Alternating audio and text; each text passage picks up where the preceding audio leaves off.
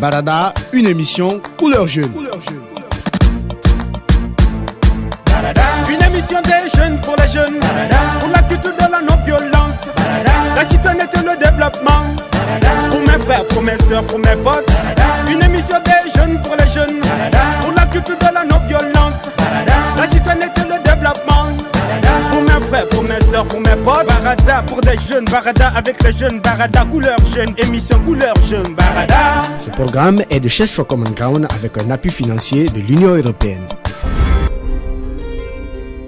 Fidèles auditeurs, vous êtes à Boké, Mamou, Dabola ou à Massanta, Barada vous dit merci pour votre fidélité et vous souhaite la bienvenue dans cette nouvelle aventure. Le harcèlement sexuel à milieu scolaire et universitaire est un phénomène devenu un véritable souci pour les jeunes filles en Guinée. Nombreuses d'entre elles se font menacer par les auteurs lorsqu'elles n'acceptent pas de sortir avec ces derniers. Le code pénal guinéen en vigueur ne sanctionne pas cette pratique comme une infraction. Pourtant, plusieurs études en Guinée ont prouvé que le harcèlement est une forme de violence à l'égard des enfants et des jeunes. Beaucoup de personnes mal intentionnées profitent de ce vide juridique pour faire des victimes. Pour mieux traiter donc ce sujet, je vous propose d'écouter cette fille qui nous livre le témoignage du jour. Suivez. Salut, au fait, j'ai vécu une chose que je n'arrive toujours pas à comprendre quand je faisais la fac. Il y a 2 ans de cela, je faisais l'économie et mon professeur de macroéconomie n'arrêtait pas de me dévisager. À chaque fois qu'il entrait en classe, je sentais en lui qu'il me regardait. Mais je n'ai pas pris trop en considération son comportement envers moi. C'est en fin d'année que j'ai réellement compris qu'il voulait sortir avec moi. Pendant la composition, ma maman est tombée malade et cela a coïncidé avec l'évaluation du professeur en macroéconomie. Donc, je n'ai pas pu composer. Quand j'ai repris les cours, je suis allée voir le professeur et je lui ai en parlé. Il m'a dit qu'il allait voir ce qu'il pourrait faire pour moi. Comme je ne voulais pas aller en session, donc je lui ai rappelé. Il m'a demandé ce que je voulais qu'il fasse pour moi. Donc j'ai opté pour une évaluation orale. Il m'a dit qu'il avait une bonne idée, qu'on ne pouvait pas en parler à la fac ni au téléphone. Donc il m'a demandé de le rejoindre dans une autre université dans laquelle il donnait des cours. Je suis allée à sa rencontre. Il m'a invité dans un restaurant à côté de l'école. C'est là qu'il m'a dit qu'il était fan de moi, que j'étais sexy et que j'étais son genre de femme. Donc il m'a demandé de sortir avec lui, comme ça qu'il allait me donner une bonne note sans même que je ne compose dans sa matière. Ça me dépassait trop, je n'ai pas pu me retenir. J'ai automatiquement commencé à l'insulter. Je l'ai traité de pervers de tous les mots. Et je l'ai même menacé que j'allais me plaindre à la direction s'il ne m'organisait pas une évaluation normale pour ma note. Il a accepté et il m'a demandé pardon. En fait, je me suis demandé si c'était avec toutes les filles qu'il faisait ce genre de trucs. En tout cas, avec moi, ça n'a pas marché.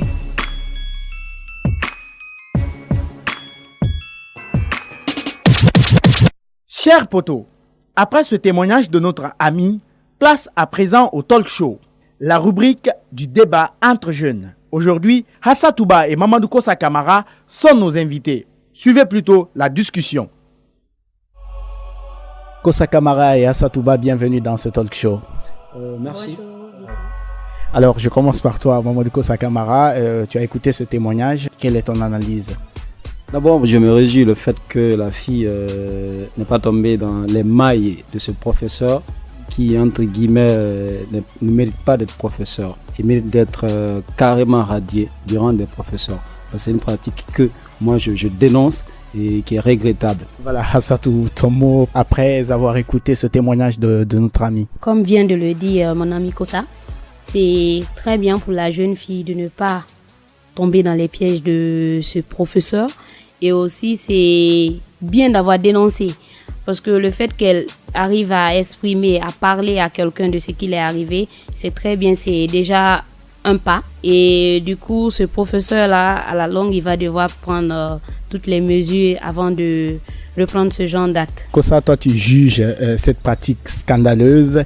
À ton avis, entre étudiants et professeurs, qui est responsable dans ces actes? Bon, la réponse, elle est toute claire. Moi, je pointe du doigt les professeurs. Ce n'est pas les étudiantes. Les étudiantes sont venues, à mon avis, suivre le cours. Mais si le professeur ne peut pas tenir son pantalon, tant mieux pour lui.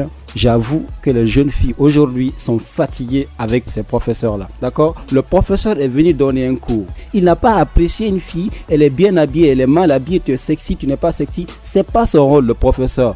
La fille qui a témoigné nous dit qu'elle n'a pas dénoncé, elle a juste menacé le prof. Est-ce que le fait de ne pas dénoncer cela ne contribue-t-il pas à la persistance de cette pratique dans nos universités? Bon, avant de répondre d'abord à ta question, moi je ne suis pas d'accord avec ce que Kosa vient de dire. Certes, les professeurs aujourd'hui, ils doivent s'en tenir à ce qui les amène dans les universités, dans les écoles. Mais aujourd'hui, il faut remarquer, on a tendance à s'habiller de façon sexy, on a tendance à s'habiller d'une autre manière. Et quand on vient en classe, on sait que bon, du coup, je ne suis pas trop bonne dans telle matière.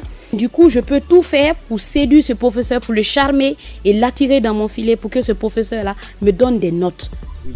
Kosa, cet aspect n'est pas à occulter. De qui je suis désolé, je ne suis pas obligé d'accepter, d'accord, ce qu'a dit Aksatou. Moi, je trouve que les jeunes filles, quel que soit leur habillement, d'abord, il est de la responsabilité, d'accord, de l'université d'exiger des étudiants et des étudiantes de s'habiller décemment.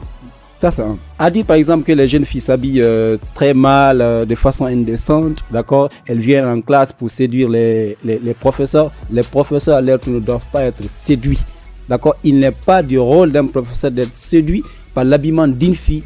Ton rôle, tu viens à l'université pour enseigner un point barre. Le procès qu'elle est en train de faire, je rappelle encore que c'est un mauvais procès. C'est pas toutes les filles qui sont exposées à ce genre de pratique. C'est une minorité. La plupart des jeunes filles d'aujourd'hui sont conscientes, à mon avis, d'accord? Elles viennent pour étudier, elles se battent, elles se donnent à fond pour pouvoir étudier. Mais il y a ces professeurs qui sont là cachés dans l'ombre, qui sont en train toujours de dénicher des jeunes filles pour pouvoir les envoyer dans leur lit.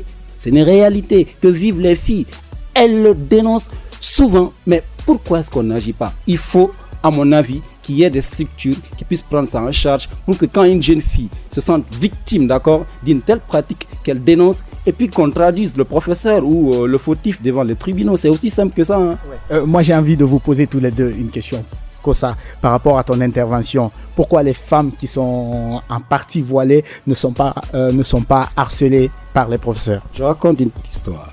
Je connais une fille, elle a été appelée par un professeur, d'accord? Alors, ce professeur l'appelle la jeune fille, lui demande d'aller chez lui. Après conversation, le professeur lui demande, bon tiens, il va falloir qu'on passe aujourd'hui dans mon lit. La jeune fille, je rappelle ici, elle est mineure, d'accord? Et en plus, elle n'a rien commencé. Donc que les auditeurs comprennent ce que je veux dire par là, elle n'a rien commencé. La jeune fille a refusé, elle s'est entêtée. Il a fallu qu'elle joue un jeu pour se faufiler, courir, sortir de la maison. Je t'assure, jusqu'ici aujourd'hui, elle est traumatisée. Elle ne l'a dit qu'à moi. Et à chaque fois qu'elle voit un homme, elle dit c'est un danger. Il faut que je cours. Okay. Hassan, tu voulais intervenir lorsque Kosa parlait? Oui, j'aimerais rappeler à Kosa que l'habit ne fait pas le moine. Est-ce qu'il est dit que toutes les filles qui s'habillent décemment, ce sont des filles qui sont vraiment, comme on le dit dans nos termes de jeunes, calées dans la tête à l'université? Non, ça n'a rien à voir. Ces filles peuvent s'habiller décemment, comme il le dit, et venir à l'école avoir une autre idée derrière la tête lorsqu'elles savent qu'elles ne pourront pas avoir une moyenne dans telle matière. Elles savent comment faire pour attirer ce professeur. Donc, du coup, le professeur va tomber dans le jeu. Et lui aussi, sans s'en rendre compte, il va se retrouver... c'est un homme aussi. Oui, mais Hassatou, Kosa était en train d'avancer des arguments selon lesquels les professeurs doivent tout de même rester dans leur peau de professeur et éviter ce type de comportement. Oui, les professeurs doivent rester. Ça, je le soutiens sur ça. Ils doivent rester dans leur peau de professeur. Mais il faudrait aussi demander aux étudiants d'être dans la peau d'étudiant. Okay. C'est-à-dire, lorsque tu viens pour le savoir, lorsque tu viens pour apprendre, lorsque tu viens pour chercher quelque chose, ne viens pas pour entrer dans un autre domaine. Tu viens pour les études, viens faire ce qui t'a amené, ne cherche pas à séduire un professeur. Alors, je vois que vous n'êtes pas prêt à vous entendre sur les responsabilités pour ce qui est de cette question d'harcèlement dans les universités. En tout cas, ça a été un plaisir, Mamadou Kosa Kamara, de te recevoir dans ce talk show. Plaisir de partager. Hassatou, merci également à toi. Merci, Vicky.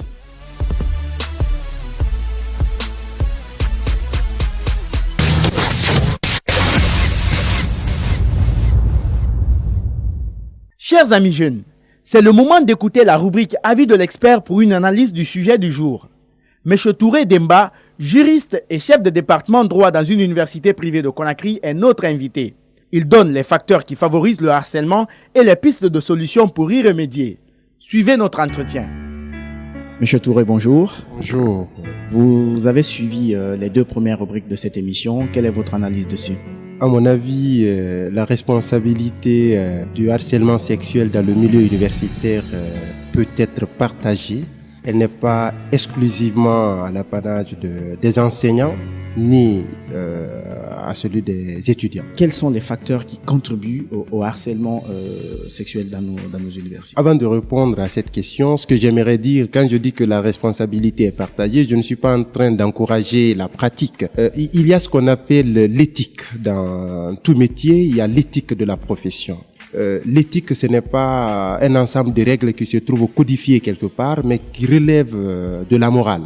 Donc, moi, je suis entièrement contre cela. Comme les étudiants ou les précédents intervenants l'ont dit, il est du droit de toute fille de s'habiller comme elle veut. Mais il faudrait qu'elle pense aussi, qu'elle sache aussi du moins que le fait de s'habiller d'une certaine manière peut être de nature à inciter ou à pousser d'autres personnes vers soi. À mon avis, les enseignants doivent rester dans le cadre professionnel. Lorsqu'on est enseignant, on doit avoir un comportement de référence. Vos étudiants doivent se référer à votre capacité intellectuelle, mais aussi à votre attitude morale. Vous êtes chef de département, juriste de formation. Est-ce qu'en Guinée, le harcèlement est condamné par les juridictions guinéennes? Dans l'actuel code pénal en vigueur, le harcèlement n'est pas une infraction pénale parce qu'aucune disposition du code pénal ne l'incrimine.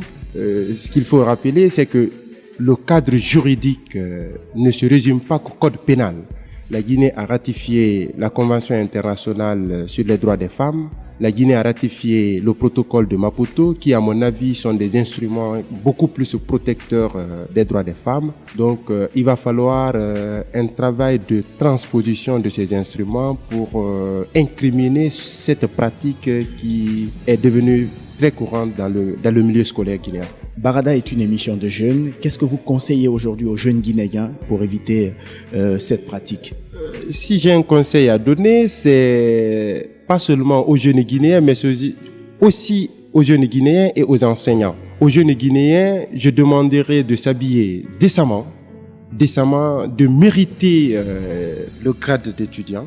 N'est pas étudiant seulement pour avoir fait le bac, mais il faut être étudiant en ayant des vertus, en s'habillant décemment, en se montrant comme universitaire et vraiment avoir un comportement exemplaire. Aux enseignants, de ne pas oublier l'éthique de leur profession. Enseigner, ce n'est pas venir seulement s'arrêter dans une salle, parler de la science pendant 3 heures. Au-delà de ça, c'est d'avoir un comportement exemplaire auquel vos étudiants peuvent se référer, avoir des vertus de votre profession.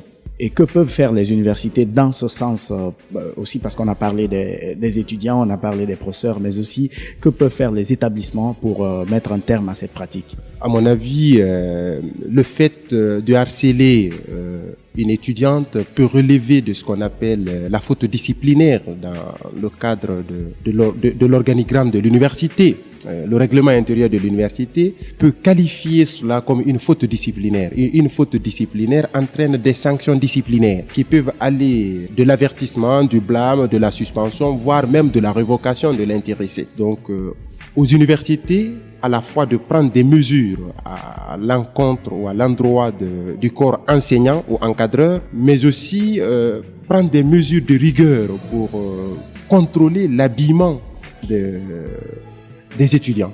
Merci, Monsieur Touré. Merci bien.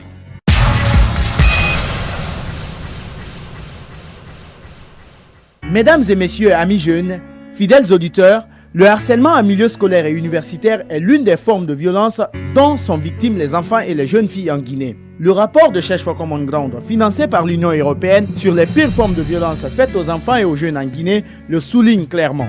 Si cette pratique n'est donc pas sanctionnée par le code pénal du pays, il est temps de faire respecter les conventions et traités dont la Guinée est signataire. Pour y arriver, la jeunesse doit jouer un rôle indispensable, celui de faire des plaidoyers auprès des autorités et veiller à ce que les universités et les écoles respectent leurs règlements intérieurs. Fini cette émission, je vous quitte en vous disant El Proximo. Vous voulez réagir à cette émission? Envoyez-nous un SMS au 622 31 39 81. ou appelez-nous au 622 05 05 33. Vous pouvez également nous envoyer un mail sur guinea@sfcg.org ou nous suivre sur notre adresse Facebook Search for Common Ground Guinée.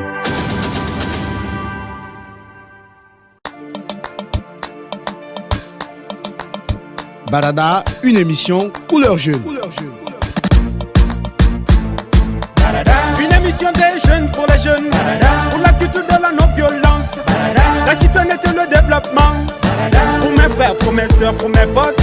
Une émission des jeunes pour les jeunes, pour la culture de la non-violence, la citoyenneté et le développement, pour mes frères, pour mes soeurs, pour mes potes. Barada pour des jeunes, Barada avec les jeunes, Barada couleur jeune, émission couleur jeune, Barada. Ce programme est de Search for Common Ground avec un appui financier de l'Union européenne.